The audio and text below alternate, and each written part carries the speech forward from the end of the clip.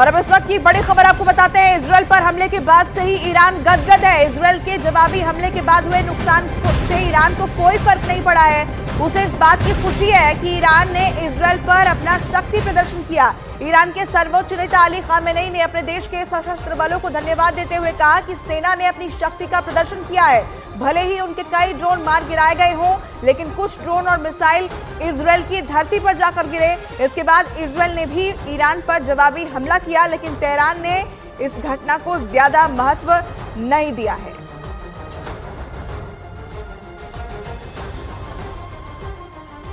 اراده ملت ایران و نیروهای نظامی ایران در یه عرصه مهم بین‌المللی است. این مهم، این اتفاق افتاده و اونایی که تو قضیه ضربه خوردن، اونایی که خیلی از این وضع جهانی کوکن ناراحتن، اونا از این جنبه ناراحتن. Iran से आ रही खबरें दुनिया के लिए चिंता बढ़ाने वाली हैं। दरअसल कई इंटरनेशनल रिपोर्ट्स में यह दावा किया जा रहा है कि ईरान को इजरायल के हमले में काफी नुकसान हुआ है, लेकिन ईरान ने अपने इस नुकसान को छिपा लिया और दुनिया को नहीं बताया। दूसरी तरफ ईरान के सर्वोच्च नेता अयातोल्ला खामेनेई ने ईरान की सेना का मनोबल बढ़ाते हुए इजरायल पर किए गए हमले की तारीफ की है, लेकिन खामेनेई का यह बयान युद्ध की आग को और ज्यादा भड़का सकता है।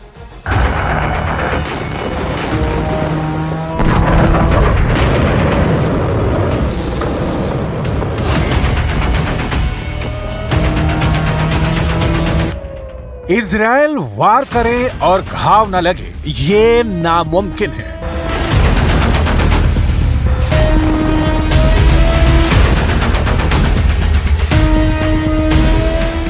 इजरायल हमला करे और नुकसान ना हो, ये अब तक देखा नहीं गया।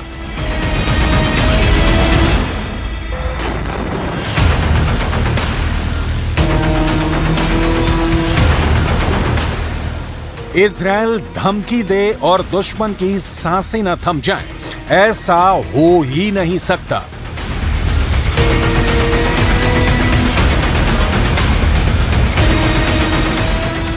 इजरायल ने एक बार फिर यह साबित कर दिया है कि वो जो कहता है करके दिखाता है।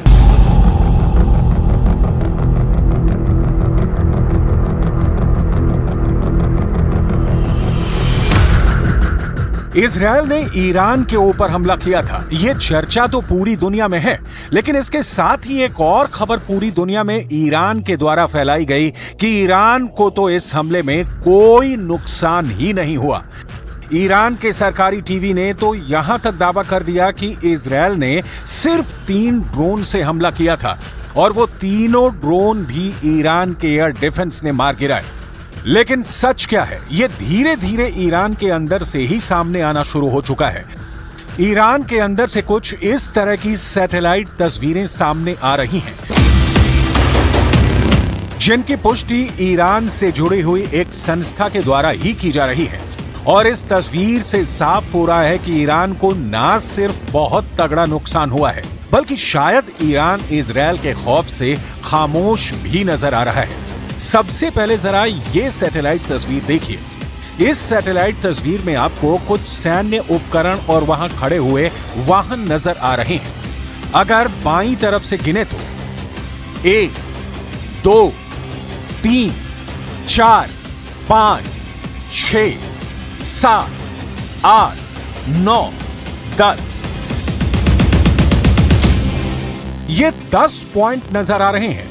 अब जरा इसी जगह के 9वें पॉइंट को देखिए। यह साफ नजर आ रहा है कि 9वें पॉइंट पर यानी कि बीच वाले वाहन को पूरी तरह से क्षतिग्रस्त और नेस्तो नाबूद कर दिया गया है।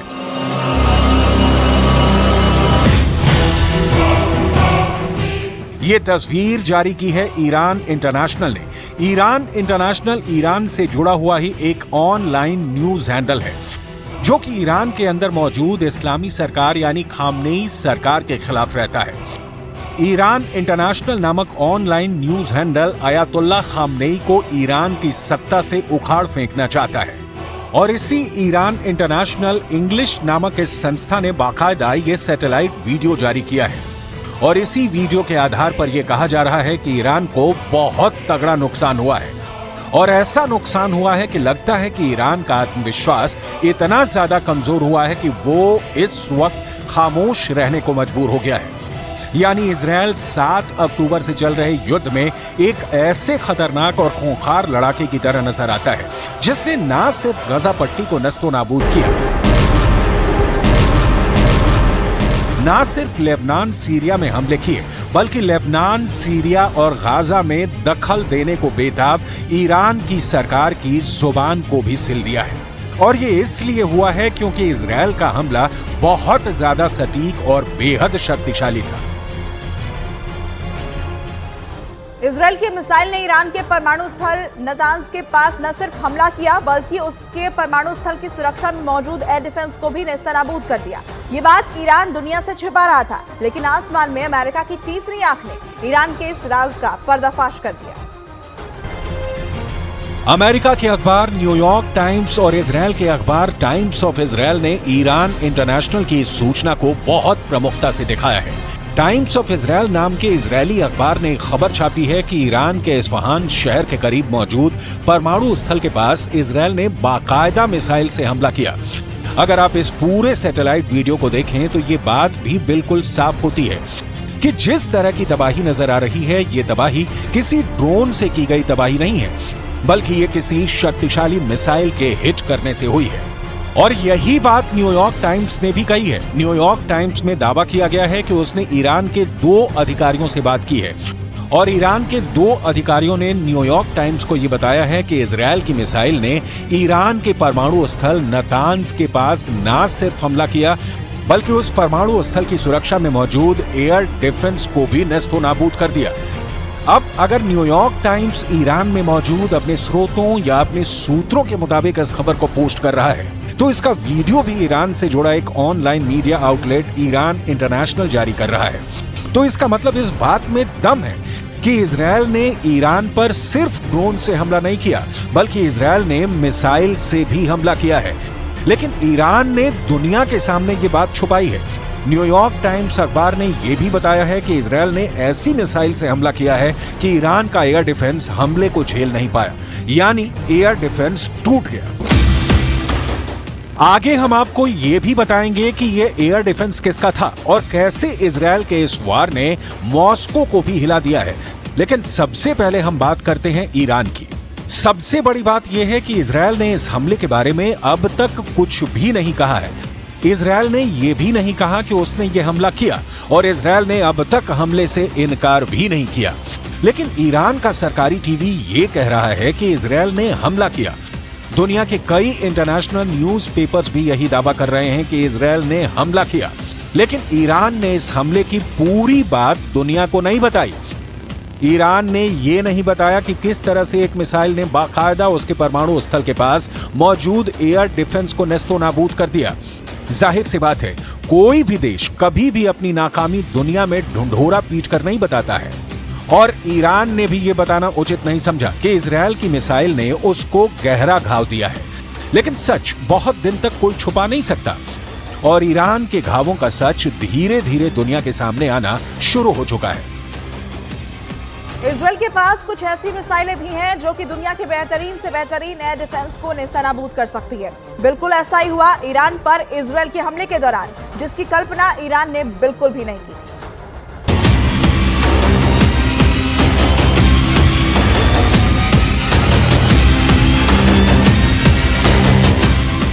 इजराइल के पास इस तरह की तकनीक है, ऐसा एयर डिफेंस है कि दुनिया की कोई भी मिसाइल इजराइल की जमीन को छू नहीं सकती है। दुश्मन की 90% से ज्यादा मिसाइल इजराइल का ये डिफेंस आसमान में ही तबाह कर देता है। लेकिन इजराइल के पास कुछ ऐसी मिसाइलें भी हैं जो कि दुनिया के बेहतरीन से बेहतरीन एयर डिफेंस को नेस्तो नाबूद कर सकती हैं। बिल्कुल ऐसा ही हुआ ईरान पर इजराइल के हमले के दौरान। अब जरा दोबारा इसी सैटेलाइट तस्वीर को देखिए। न्यूयॉर्क टाइम्स अखबार का दावा है कि दरअसल इस वीडियो में जिस उपकरण को इजराइल की मिसाइल तबाह कर रही है वो रूस का एयर डिफेंस S-300 है। S-300 रूसी एयर डिफेंस की श्रृंखला का एक हिस्सा है और रूस अपने एयर डिफेंस पर गर्व करता है। रूस को लगता है कि उसके इस एयर डिफेंस को भेद पाना नामुमकिन है। हालांकि अब रूस ने एडवांस S-400 बना लिया है और वो S-400 को भी निर्यात करता है। लेकिन यहां पर सबसे बड़ी बात यह है कि ईरान को रूस ने S-300 एयर डिफेंस दिया था और यही एयर डिफेंस ईरान ने अपने परमाणु स्थल के पास परमाणु स्थल की सुरक्षा के लिए लगाया भी था। लेकिन इजरायल ने अपनी एक मिसाइल से रूस के ईरान में लगे हुए रूस के एयर डिफेंस S-300 को भी तबाह कर दिया।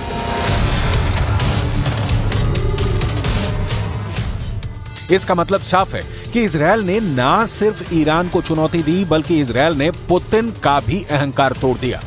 इजरायल ने रूस के तकनीकी गर्व को भी धूल में मिला दिया। कई अखबारों ने दावा किया है कि इजरायल ने S-300 बैटरी के रडार सिस्टम को क्षतिग्रस्त किया है। सबसे बड़ी बात यह है कि इजरायल ने ईरान को यह चेतावनी दी है कि उसकी मिसाइल के पास ऐसी क्षमता है कि वो पल भर में ईरान के पूरे परमाणु कार्यक्रम को नष्ट कर सकता है। लेकिन इसके बावजूद भी उसने ईरान के परमाणु कार्यक्रम को नष्ट नहीं किया है। इजरायल ने इस बात का सबूत देने के लिए ईरान के परमाणु संयंत्र की सुरक्षा में लगे S-300 एयर डिफेंस को नष्ट कर दिया है। यानी इजरायल का संदेश यह है कि जब वो इजरायल ईरान के एयर डिफेंस को नष्ट कर सकता है तो इजरायल के परमाणु संयंत्रों को नष्ट करना उसके लिए बच्चों का खेल है। सबसे बड़ी बात यह है कि जैसे इजरायल ने यह हमला किया उसके बाद ईरान के राष्ट्रपति रईसी बिल्कुल खामोश हो गए। इजरायल के हमले के बाद ईरान के राष्ट्रपति ने एक कार्यक्रम में हिस्सा लिया था और उन्होंने भाषण भी दिया था, लेकिन उस भाषण में एक बार फिर उन्होंने इजरायल के हमले का जिक्र नहीं किया। मतलब बिल्कुल साफ है कि ईरान भी नहीं चाहता है कि अब इस मामले को तूल दिया जाए।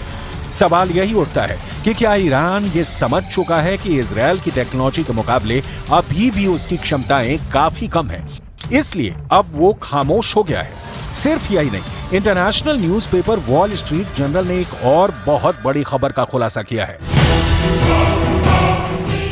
इस अखबार में दावा किया गया है कि जब ईरान ने 300 से ज्यादा बैलिस्टिक मिसाइल, क्रूज मिसाइल और ड्रोन के साथ इजरायल पर हमला किया था, उस वक्त अमेरिका के अंदर मौजूद रक्षा विभाग सक्रिय हो गया। अमेरिका के राष्ट्रपति जो बाइडेन को इस बारे में जानकारी भी दे दी गई थी। जो बाइडेन भी एक एक गतिविधि पर निगाह रख रहे थे और इजरायल की हिफाजत के लिए पूरी तरह से संकल्पबद्ध नजर आ रहे थे। वॉल स्ट्रीट जर्नल की खबर के मुताबिक उस वक्त अमेरिका का एयर डिफेंस ईरान की सिर्फ 50 मिसाइल और ड्रोन को रोकने में सक्षम था और संभावित खतरे को देखते हुए फौरन अमेरिका, इजरायल, फ्रांस और ब्रिटेन ने मिलकर एयर डिफेंस के दायरे को बढ़ाया और 300 से ज्यादा मिसाइल और ड्रोन के हमले को नेस्तो नाबूद करने में एक बड़ी भूमिका अदा की। प्रक्रिया धीमी करते हुए नजर आने लगा है।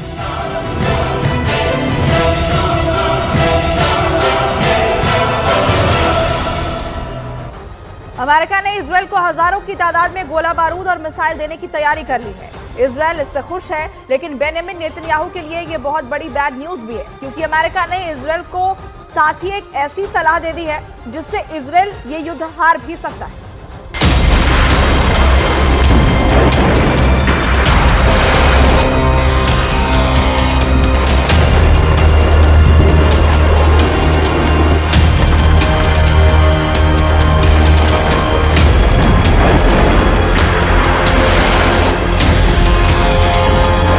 इजरायल अटैक मोड में है।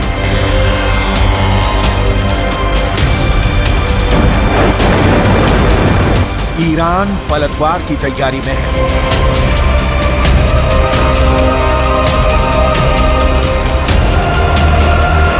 युद्ध का पूरा माहौल बना हुआ है।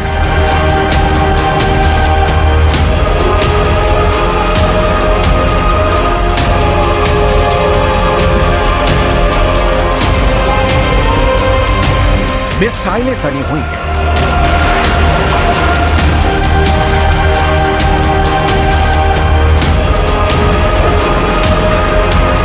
जंगी जेट रेडी है। फाइटर ड्रोन अटैक मोड में है।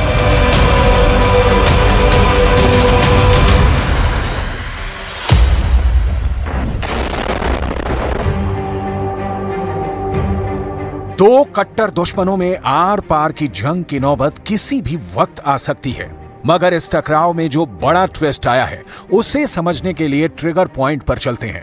अप्रैल महीने की पहली तारीख सीरिया के दमिश्क में बारूद बरसा, ईरानी दूतावास दहला। ईरान ने हमले के आरोप सीधे इजरायल पर लगाए। इजरायल हमले से इनकार करता रहा। अमेरिका ने तो खुद को दमिश्क हमले से दूर दूर तक अनजान ही बताया। दमिश्क अटैक के जवाब में ईरान ने सैकड़ों ड्रोन और मिसाइल की बौछार इजरायल पर कर दी। ईरानी हमले से अमेरिका ने इजरायल को कवर दिया। सुपर पावर के साथ नाटो कंट्री भी इजरायल के कवच बने। इसके बाद जब ईरान के शेखरी बेस को धुआं किया गया, तब भी अमेरिका ने हमले पर आधिकारिक बयान नहीं दिया। इजरायल की इराक स्ट्राइक से भी अमेरिका ने दूरी बना रखी है। इसके मायने क्या है? क्या युद्ध में इजरायल अकेले फंस गया है? क्योंकि अमेरिका तो फिलहाल किसी युद्ध में उलझने के लिए तैयार नहीं है। अमेरिकी डिफेंस फोर्सेस की सीक्रेट मीटिंग में क्या तय हुआ है? क्या इजरायल ईरान के टकराव से शुरू होने वाला महायुद्ध टल गया है? ये कहना तो मुश्किल है कि ईरान इजरायल शांति धारण करने वाले हैं, लेकिन अमेरिका इस बारूदी फसाद में फंसने से बच रहा है।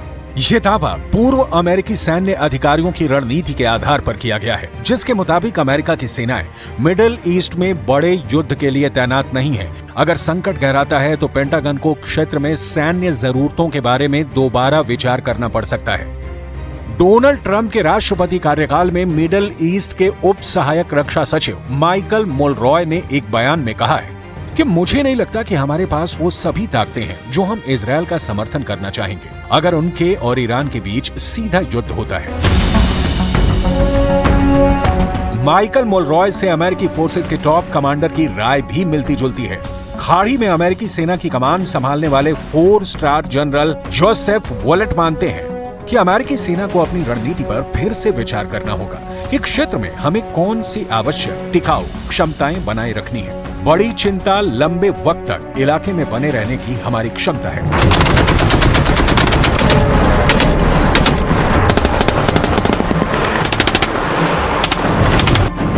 सुपर पावर अमेरिका की मुश्किलें इतनी भर नहीं। इजरायल के साथ युद्ध में कूदने की बजाय अमेरिका का फोकस किसी और फ्रंट पर है।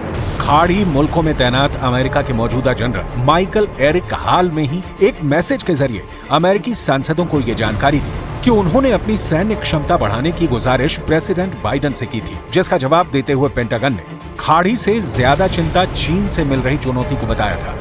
मतलब ये कि इजरायल का साथ देने की बजाय मौजूदा वक्त में अमेरिका चीन से निपटने में जुटा है। इसके साथ अमेरिका की सबसे बड़ी कमजोरी का भी पर्दाफाश हुआ है।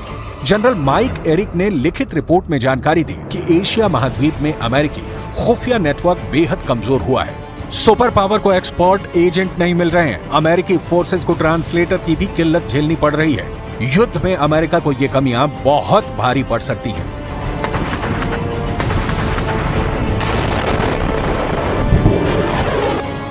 साफ है कि अमेरिका अपनी कमजोरियों को दुरुस्त किए बिना तो युद्ध में उतरने नहीं जा रहा। ऐसे में इजरायल का हाल यूक्रेन जैसा न हो जाए, जिसने अमेरिका की शय पर रूस से अदावत मोल ली और अंतहीन युद्ध में उलझ गया।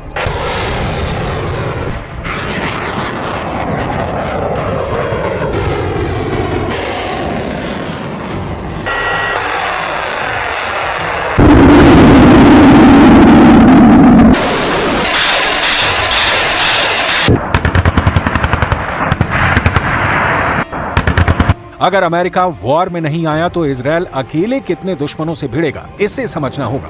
ईरान के पाले में अरब मुल्कों की पूरी ताकत जुटेगी, इसमें किसी को संदेह नहीं है। ईरान के साथ विद्रोही लड़ाकों की खोखार पलटन भी होगी। इजरायल के हमले से घायल ईरान पलटवार की तैयारी में है। अरब वर्ल्ड में ईरान का समर्थन भी बढ़ता जा रहा है। इराक, सीरिया, जॉर्डन, तुर्की जैसे इस्लामिक देश सीधे तौर पर ईरान को सपोर्ट करते हैं। एटमी ताकत पाकिस्तान भी खुलकर ईरान के साथ है। सुपर पावर अमेरिका की मुश्किलें इतनी भर नहीं। इजरायल के साथ युद्ध में कूदने की बजाय अमेरिका का फोकस किसी और फ्रंट पर है। खाड़ी मुल्कों में तैनात अमेरिका के मौजूदा जनरल माइकल एरिक हाल में ही एक मैसेज के जरिए अमेरिकी सांसदों को ये जानकारी दी कि उन्होंने अपनी सैन्य क्षमता बढ़ाने की गुजारिश प्रेसिडेंट बाइडेन से की थी, जिसका जवाब देते हुए पेंटागन ने खाड़ी से ज्यादा चिंता चीन से मिल रही चुनौती को बताया था। मतलब ये कि इजरायल का साथ देने की बजाय मौजूदा वक्त में अमेरिका चीन से निपटने में जुटा है। इसके साथ अमेरिका की सबसे बड़ी कमजोरी का भी पर्दाफाश हुआ है। जनरल माइक एरिक ने लिखित रिपोर्ट में जानकारी दी कि एशिया महाद्वीप में अमेरिकी खुफिया नेटवर्क बेहद कमजोर हुआ है। सुपर पावर को एक्सपोर्ट एजेंट नहीं मिल रहे हैं। अमेरिकी फोर्सेस को ट्रांसलेटर की भी किल्लत झेलनी पड़ रही है। युद्ध में अमेरिका को ये कमियां बहुत भारी पड़ सकती हैं।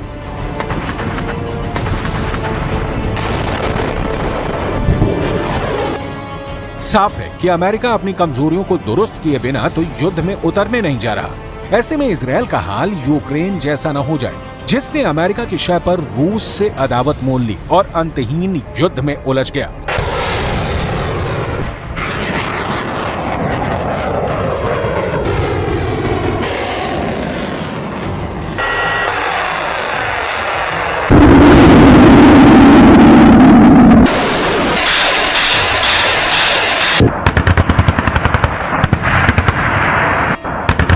अगर अमेरिका वॉर में नहीं आया तो इजरायल अकेले कितने दुश्मनों से भिड़ेगा, इसे समझना होगा।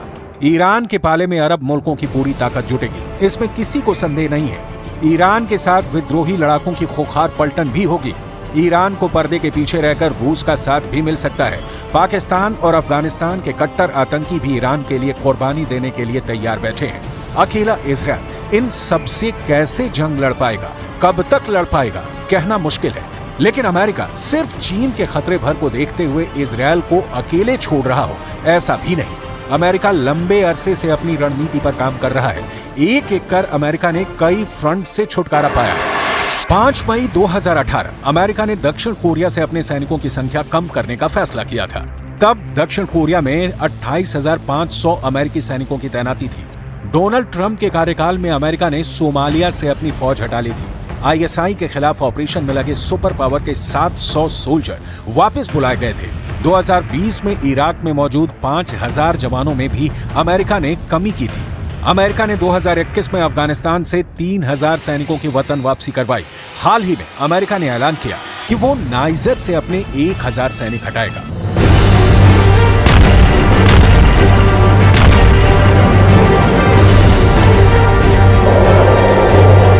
अमेरिका ने पश्चिम अफ्रीकी देशों से सैनिकों की वापसी का पूरा प्लान बना रखा है। यही रोड मैप आगे मिडिल ईस्ट में भी लागू हो सकता है। हालांकि अमेरिका कभी भी पूरी तरह इस इलाके से दूरी बनाने का जोखिम नहीं उठाएगा, क्योंकि दुनिया भर में अमेरिका के 800 मिलिट्री बेस हैं। दुनिया के 70 से ज्यादा देशों में अमेरिकी फौज तैनात। एशिया में कतर का अल उदीद एयरबेस अमेरिका का सबसे बड़ा सैन्य अड्डा है, जहां 11,000 अमेरिकी सैन्य कर्मियों की तैनाती है। इस एयरबेस से अमेरिका खाड़ी के 18 देशों में अपने सैन्य ऑपरेशन अंजाम दे सकता है।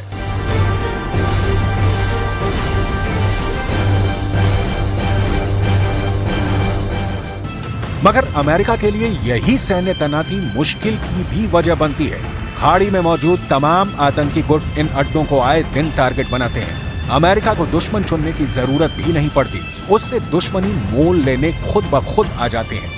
ऐसे हालात में अमेरिका एक नए फ्रंट पर आर पार की जंग से बचने की रणनीति अपना रहा है। लेकिन इजरायल चाह कर भी युद्ध से अलग नहीं रह पाएगा, क्योंकि ईरान का गुस्सा 7वें आसमान पर है। इजरायल के हमले से घायल ईरान पलटवार की तैयारी में है। अरब वर्ल्ड में ईरान का समर्थन भी बढ़ता जा रहा है। इराक, सीरिया, जॉर्डन, तुर्की जैसे इस्लामिक देश सीधे तौर पर ईरान को सपोर्ट करते हैं। एटमी ताकत पाकिस्तान भी खुलकर ईरान के साथ है। ऐसे में अकेला इजरायल सभी देशों से टक्कर ले पाएगा, ऐसा मुमकिन नहीं। ये भी सच है कि इजरायल बिना नाटो और अमेरिका के सपोर्ट के जंग में उतरने की गलती कभी नहीं करेगा।